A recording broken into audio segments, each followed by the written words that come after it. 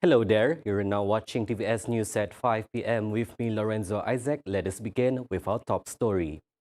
Gabungan Party Sarawak GPS wants greater representation in the federal cabinet after the 15th general election to uphold the state's interests. GPS Secretary General Datuk Sri Alexander Nantalinggi said Sarawak needed a bigger voice in cabinet to ensure equitable development and that Sarawakians' rights are given the right priority. Nanta further added that the gap between the peninsula and Sarawak could be bridged if the cabinet focused on the state's interests in fine-tuning the federal government's development policies. As such, Sarawak's representation in the federal cabinet is vital to ensure the state development. In a Facebook post on Tuesday, November 1st, Nanta pointed out that the previous cabinet has 4 Sarawakian ministers. He said GPS wants this to be increased to 6 or 7 ministers after polls. Prior to Parliament's dissolution, the 4 cabinet members from Sarawak were Works Minister Dato Sri Fadila Yusof, Tourism, Arts and Culture Minister Dato Sri Nancy Shukri, Minister in the Prime Minister's Department for Parliament and Law Dato Sri Wan Junaidi Tuanku Jafar, and Nanta himself as Domestic Trade and Consumer Affairs Minister.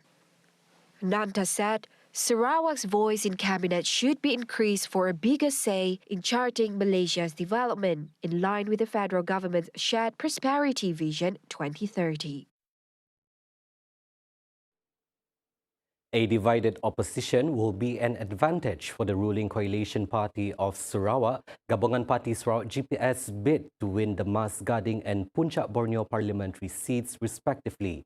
Political analyst Datuk Peter Minos said that there will be a competitive fight in the parliamentary seats since the opposition party, Democratic Action Party DAP and Party Sarawak Bersatu PSB will be competing for the said area. Minos recently stated that since DAP is a Malaya-based party, the party may have problems in gaining support from Sarawakians who have grown accustomed to GPS's slogan, which puts Sarawak first. Meanwhile, on the PUNCAK Borneo parliamentary seat, Minos said residents residing in the area are wondering who will be GPS candidates now that its incumbent, Datuk Willie Mongin, had joined Parti Pusaka Bumi Putra Bersatu, PSB, one of the component parties from GPS. Minos further reiterated that expectations on PBB and GPS will pick him for his experience in PUNCAK Borneo for many years, adding that he has been doing so much for the locals and as a member of parliament as well as the federal deputy minister. On Mas Gading, he said GPS is expected to win the seat as well. Minos said rural voters in Mas Gading and PUNCAK Borneo all have one common desire and wish: to have a MP who serves the rakyat. The nomination papers for the 15th general election and state by-election for the Bugaya seat in Sabah can be submitted from 9 a.m. to 10 a.m. this Saturday. The Election Commission EC Secretary Dato Ikmalruddin Ishak said the papers must be submitted to the returning officer at the 222 stipulated nomination centres by either one or two of these people, the candidate himself, the proposer and the seconder. Furthermore, all prospective candidates are advised to pay their deposit early and bring their receipt on the nomination as proof of payment. Ikmalruddin also reminded all candidates to bring the approval letter to use the symbol of the party they were representing when submitting their papers. Meanwhile, the EC Secretary said the use of all musical instruments or loudspeakers in any way for the purpose of political campaigns are not allowed, as it is an offence under the Election Offences Act 1954. As such, all candidates involved are urged to always adhere to the laws, regulations and rules, as well as the code of conduct and instructions issued by the EC, police and the local authorities on the nomination day.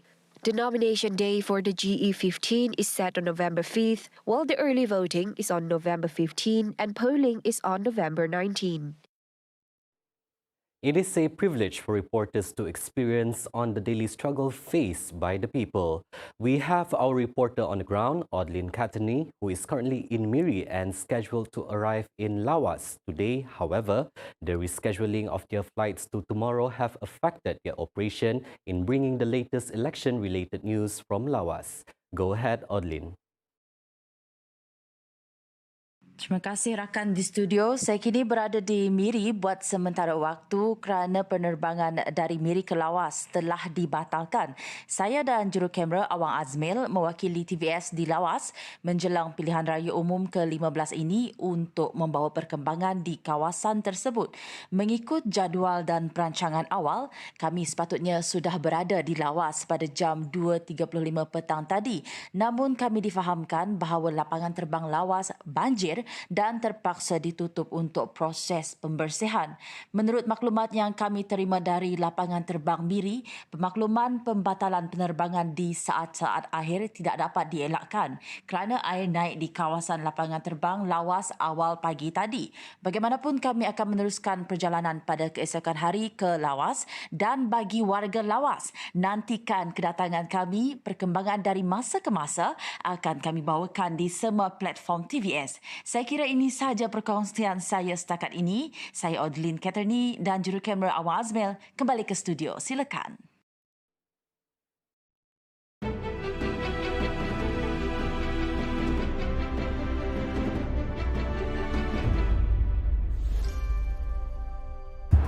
Jadi peserta yang berjaya ke peringkat separuh akhir jatuh kepada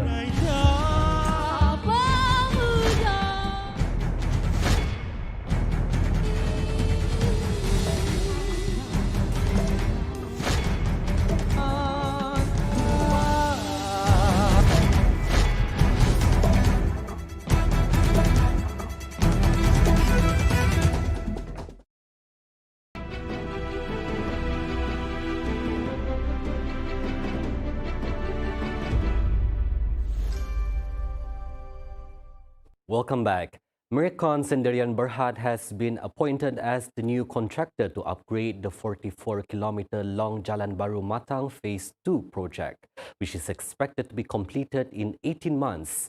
Deputy Premier Dato' Amar Douglas Ugah Embas hopes that with the selection of Merakon as the new contractor, the project will no longer be categorized as a sick project. Jalan Matang Jaya to Jalan Matang, Jalan Batu Kawah, Matang Junction. Today we are handing over the site to the contractor.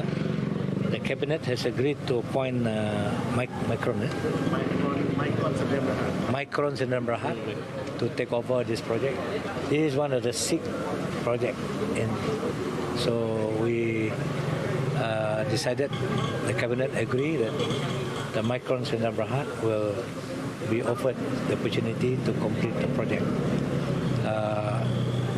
We have discussed with them since this project has been outstanding for a bit of time, so we are working out the work plan so that this project can complete within 18 months. He said so during his inspection visit to the project site at Jalan Baru Matang on November 1st.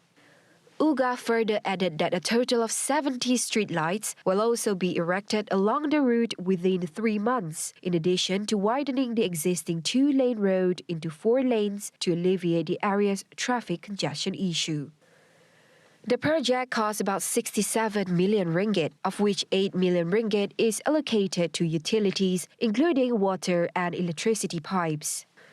Meanwhile, Ugah pointed out that Tupong Assemblyman Fazruddin Abdul Rahman had been pressing for this project's completion. Fazruddin stressed that the area's main problems were the traffic congestion and the absence of street lights that put the road users' safety at risk during the night time. Kepada Yang Berhormat Dato' Amar Douglas dan Kerajaan Sarawak di atas komitmen untuk menyelesaikan isu projek terbengkalai iaitu di Jalan Matang, dan antara isu yang utama adalah kesesakan lalu lintas dan lampu jalan kampung yang membahayakan pengguna jalan pada malam hari, dan setelah mendengar komitmen daripada Yang Berhormat Dato' Amar tadi, saya mengharapkan urusan memasang lampu dan pembinaan jalan ini dapat berjalan dengan lancar dan dapat memberi manfaat kepada penduduk sekitar. Dan terima kasih di atas komitmen beliau. Betul, sejak kontraktor lama bermasalah, saya sering berhubung dengan Yang Berhormat Datuk Ahmad Douglas dan respon yang amat positif daripada beliau serta tindakan yang pantas daripada beliau menunjukkan komitmen kerajaan dalam menyelesaikan isu-isu projek terbengkalai ini. Jadi terima kasih saya ucapkan. As such, the Tupong Assemblyman hopes that the project will be completed without any additional issues. A total of 101 residents are evacuated from homes after several areas in Bintulu were reported to have been struck by flash floods following a heavy downpour on Monday night, October 31st. According to an information received by Bintulu's incumbent, Datuk Sri Tiong King Singh, personal assistants, the whole district, including its fire station, has been inundated by floodwaters. As such, a coordinated assistance is underway by Tiong in cooperating with the related agencies and local authorities to assist the flood victims in Bintulu. A spokesman from the Civil Defence Force APM said, due to the rising waters, a total of 77 residents from 25 families had to be evacuated from their homes. A temporary flood relief center, PPS, at the Civic Center was officially opened at 11:55 p.m. and it provides shelter to residents from Kampong Kemunting, Kampong Asyakirin, Desa Damai, Kampong Baru and Bukit Orang. It was reported that the water levels in the affected areas had risen since 9:05 p.m. last night. As of 7 a.m., the weather in Bintulu was reported to be experiencing heavy rainfall.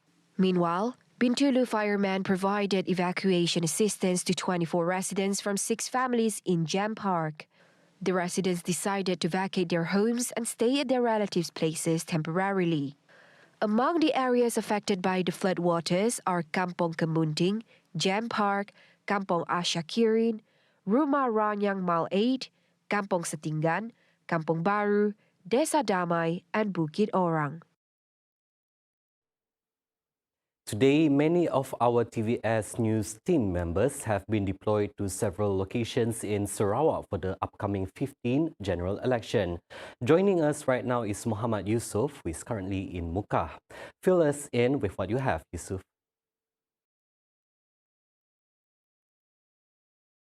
Arrived in Mukah with my videographer Nasrullah at about 9 a.m. this morning, and from our initial recce from this afternoon up until around 4 p.m. just now, it was quite astonishing actually to be able to discover that people in Mukah, they actually work 2 jobs, and these 2 jobs are totally different.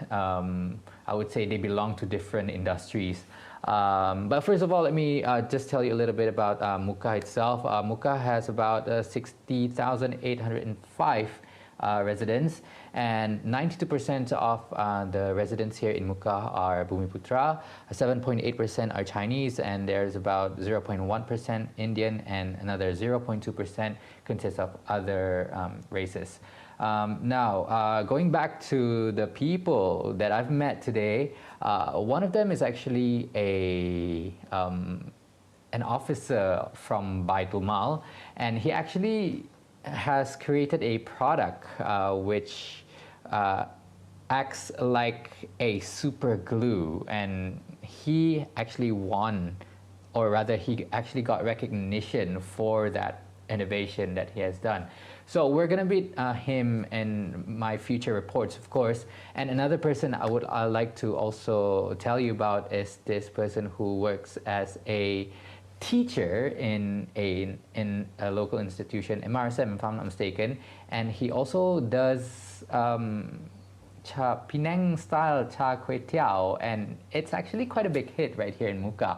So yes, I will be reporting on that as well, because it seems to be a big topic right here in Mukah. Now, in regards to election, so far, me and Nasrullah, we went to the district council office just now, and they actually told us there will be about 90 voting centers, about 90 or maybe more than that.